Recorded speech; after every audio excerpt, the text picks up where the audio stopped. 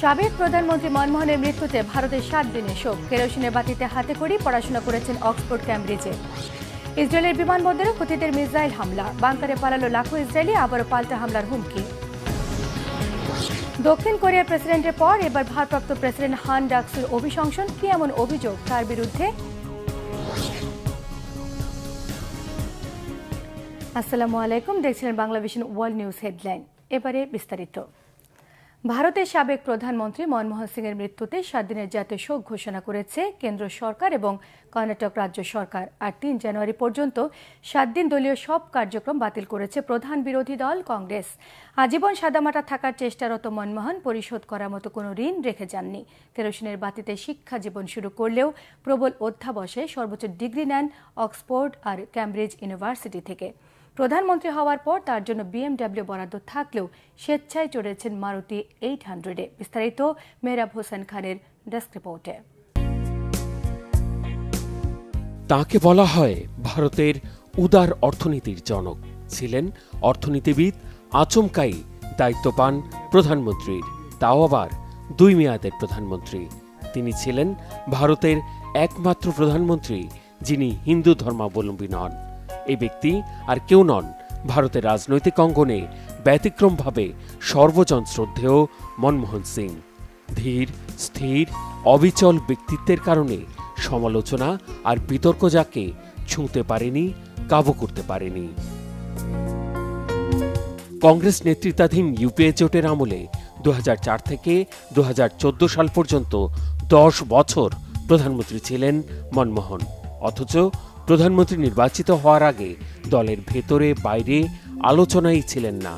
সোনিয়া গান্ধীকে প্রধানমন্ত্রী করার সম্ভাব্যতা নিয়ে অঙ্ক কষার মধ্যেই হুট করে দলের হাইকমান্ড মনমোহনের নাম ঘোষণা করলে চমকে যান অনেকে।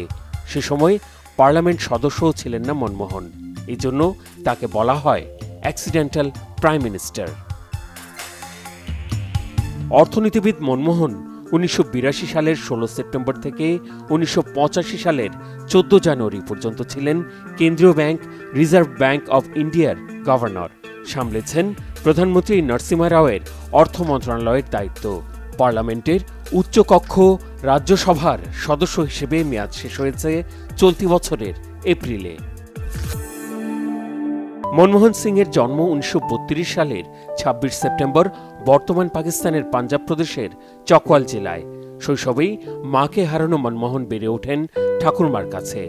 1947 সালে দেশভাগের সময় 14 বছর বয়সে মনমোহন পরিবারের সঙ্গে বর্তমান ভারতের পাঞ্জাব প্রদেশের অমৃতসরে যান। গ্রামে বিদ্যুতের সুবিধা না থাকায় লেখাপড়া চালিয়েছেন কেরোসিনের বাতিতে। অমৃতসরে হিন্দু কলেজে পড়াশোনার পর পাঞ্জাব বিশ্ববিদ্যালয় থেকে 1952 সালে স্নাতক ও 1954 সালে স্নাতকোত্তর শেষ করেন। ক্যামব্রিজ আর অক্সফোর্ড বিশ্ববিদ্যালয় থেকে নেন উচ্চতর ডিগ্রি। 1958 সালে মনমোহন ইতিহাসের অধ্যাপক ও লেখক গুরশন কৌরকে বিয়ে করেন।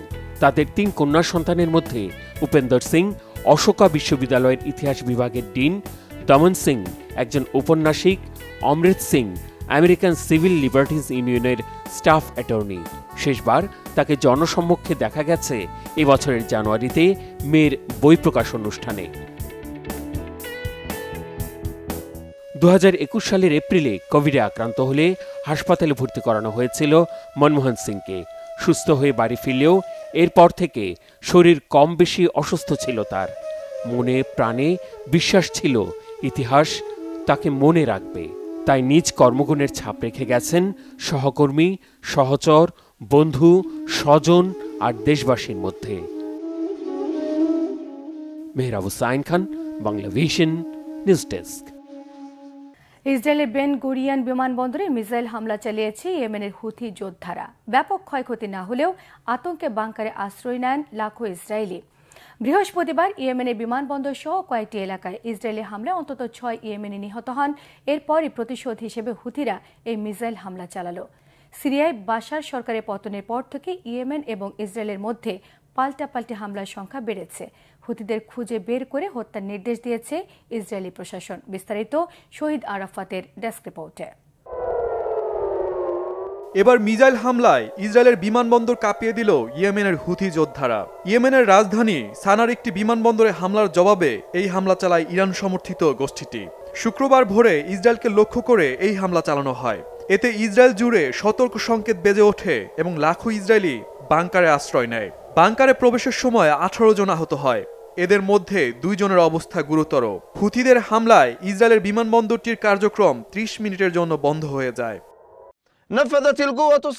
ইয়েমেনের সশস্ত্র বাহিনীর হাইপারসনিক মিসাইলটি ইসরায়েলের বেন গুরিয়ন বিমানবন্দরে আঘাত এনেছে। নেতানিয়াহু বাহিনী তাদের শক্তিশালী আকাশ প্রতিরক্ষা ব্যবস্থা দিয়ে এটি আটকাতে পারেনি। আমরা ধারণা করছি এতে শত্রুপক্ষের ভিত কেঁপে গেছে এবং অনেকে হতাহত হয়েছে। এর আগে বৃহস্পতিবার ইয়েমেনের রাজধানী সানার একটি বিমানবন্দর, একটি সামরিক ঘাঁটি ও একটি বিদ্যুৎ কেন্দ্রে বিমান হামলা চালায় ইসরায়েলি সেনারা।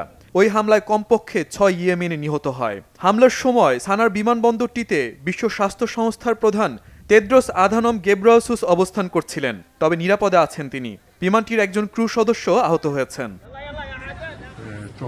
ইসরায়েলের প্রধানমন্ত্রী বেনিয়ামিন নেতানিয়াহুর ঘোষণা অনুযায়ী ইয়েমেনে হামলার সংখ্যা বেড়েছে।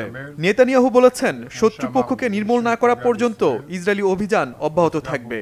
সানায় ইসরায়েলি হামলাকে সফল বলে দাবি করেছেন তিনি। নেতানিয়াহু বলেন, ইসরায়েলের যারা ক্ষতি করতে চায় ইসরায়েলও তাদের ভালো থাকতে দেবে না। আমরা আগেই শপথ করেছি ইসরায়েলের শত্রুদের বিরুদ্ধে যুদ্ধ চলমান আছে, থাকবে। ইসরায়েলি বাহিনী সানার একটি বিমানবন্দর, একটি সামরিক ঘাঁটি ও একটি বিদ্যুৎ কেন্দ্রে হামলা চালিয়েছে। এতে অনেকে হতাহত হয়েছে। শত্রুদের নির্মূল না করা পর্যন্ত এই অভিযান অব্যাহত থাকবে। আমাদের স্পষ্ট কথা, যারা ইসরায়েলের ক্ষতি করতে চাইবে ইসরায়েলও তাদের ছাড় দেবে না, সে যত বড় শত্রুপক্ষই হোক না কেন। বেশ কিছুদিন ধরেই ইসরায়েল ও ইয়েমেনের হুতি যোদ্ধাদের মধ্যে হামলা পাল্টা হামলা চলছে। চলতি মাসের শুরুর দিকে সিরিয়ার সাবেক প্রেসিডেন্ট বাশার আল আসাদের পতনের পর প্রথমে সিরিয়া, পরে ইয়েমেনে হামলার সংখ্যা বাড়ায় ইসরায়েলি সেনারা। বিশ্লেষকদের সংখ্যা মধ্যপ্রাচ্য নিজেদের দখলে নিতেই ইসরায়েলি প্রধানমন্ত্রী নানা কৌশল অবলম্বন করছে।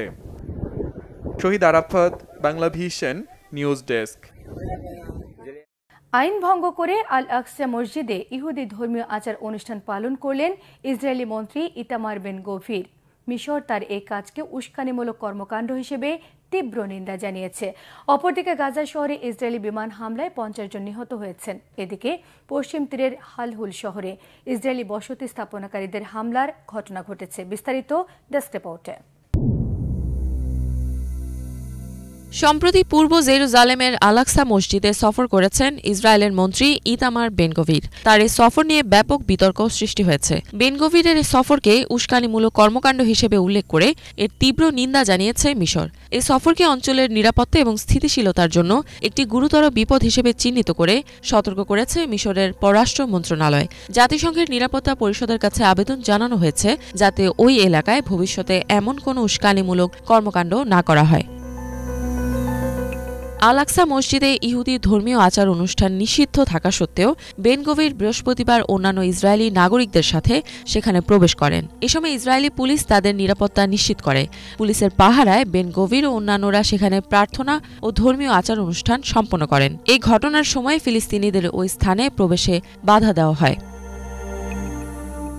দীর্ঘদিনের আইন অনুযায়ী বিভিন্ন ধর্মের মানুষ ওই স্থানটি পরিদর্শন করতে পারেন, তবে আল আকসা মসজিদ শুধুমাত্র মুসলিমদের জন্য নির্ধারিত নামাজের স্থান, কারণ এই মসজিদটি ইসলামের তৃতীয় পবিত্র স্থান হিসেবে পরিচিত। পাশাপাশি এই মসজিদকে ফিলিস্তিনিদের জাতীয় পরিচয়ের এক গুরুত্বপূর্ণ প্রতীকও মনে করা হয়। এদিকে গাজা শহরের একটি ভবনে ইসরায়েলি বাহিনীর বিমান হামলায় অন্তত 50 জন নিহত হয়েছে। গাজায় শীতের তীব্রতার কারণে উদ্বাস্তু শিবিরে থাকা আরও এক শিশু মারা গেছে। এ নিয়ে গত 72 ঘণ্টায় 4 শিশু মৃত্যুবরণ করেছে। হাজার হাজার বাস্তুচ্যুত ফিলিস্তিনি উদ্বাস্তু শিবিরগুলোতে ঠান্ডা থেকে বাঁচতে সংগ্রাম করছে। গাজায় ইসরায়েলি বাহিনীর হামলায় এখন পর্যন্ত 45,399 জন নিহত হয়েছে। আহত হয়েছে 1,07,940 জন। অধিকৃত পশ্চিম তীরের হালহুল শহরের একটি ঐতিহাসিক প্রত্নতাত্ত্বিক স্থানে ইসরায়েলি বসতি স্থাপনকারীদের হামলার ঘটনা ঘটেছে। স্থানীয় সংবাদ সূত্রে জানা গেছে, অন্তত 8টি বাসে করে ইসরায়েলি বসতি স্থাপনকারীরা শহরে পৌঁছায় এবং তারা সেখানে আরব ও ফিলিস্তিনি জনগণের বিরুদ্ধে বিক্ষোভ ও স্লোগান দিতে দিতে একটি প্রার্থনা অনুষ্ঠান পালন করে। ইসরায়েলি বাহিনী বসতি স্থাপনকারীদের নিরাপত্তা নিশ্চিত করতে সেখানে উপস্থিত ছিল। এ সময় স্থানীয় ফিলিস্তিনি যুবকদের সাথে সংঘর্ষের ঘটনা ঘটলেও প্রাথমিক তথ্য অনুযায়ী কোনো হতাহতের খবর পাওয়া যায়নি। হালহুল শহরটি তার ঐতিহাসিক গুরুত্বের জন্য পরিচিত। এখানে অবস্থিত নবী ইউনুস আলাইহিসসালামের মসজিদ, তিনি বাইবেলে জোনাস নামে পরিচিত। মনে করা হয় এখানেই তার সমাধিস্থল ছিল, যা মুসলিমদের জন্য পবিত্র স্থান হিসেবে বিবেচিত। ইফাত জাহান, বাংলাভিশন। দক্ষিণ কোরিয়ার প্রেসিডেন্ট ইউন সুক ইয়োলের পর 2 সপ্তাহের মধ্যে এবার ভারপ্রাপ্ত প্রেসিডেন্ট হান ডাক-সু সংসদে আইন প্রণেতাদের ভোটে অভিশংসিত হয়েছেন। শুক্রবার ভোটাভুটিতে মোট 192 জন আইন প্রণেতা ভারপ্রাপ্ত প্রেসিডেন্টের অভিশংসনের পক্ষে ভোট দেন। যদিও অভিশংসনের পদক্ষেপ সফল করার জন্য 151টিরও বেশি ভোটের দরকার ছিল। বিরোধী দলের নেতাদের হান ডাক-সুর বিরুদ্ধে অভিযোগ, তিনি নিজেকে একজন ভারপ্রাপ্ত বিদ্রোহী হিসেবে প্রকাশ করেছেন, ভারপ্রাপ্ত প্রেসিডেন্ট হিসেবে নয়। দক্ষিণ কোরিয়ার সংবিধান অনুযায়ী হানের অভিশংসনের পর দেশটির অর্থমন্ত্রী চোই সাং মোক পরবর্তী ভারপ্রাপ্ত প্রেসিডেন্টের দায়িত্ব গ্রহণ করবেন। এর আগে চলতি মাসে সামরিক আইন জারি করা ব্যর্থ প্রচেষ্টায় দক্ষিণ কোরিয়ার সংসদে অভিশংসিত হন প্রেসিডেন্ট ইউন। পরবর্তীতে প্রধানমন্ত্রী হান ডাক-সু ভারপ্রাপ্ত প্রেসিডেন্ট হিসেবে দায়িত্ব গ্রহণ করেন। এই ছিল আজকের মতো। সঙ্গে থাকায় সবাইকে ধন্যবাদ।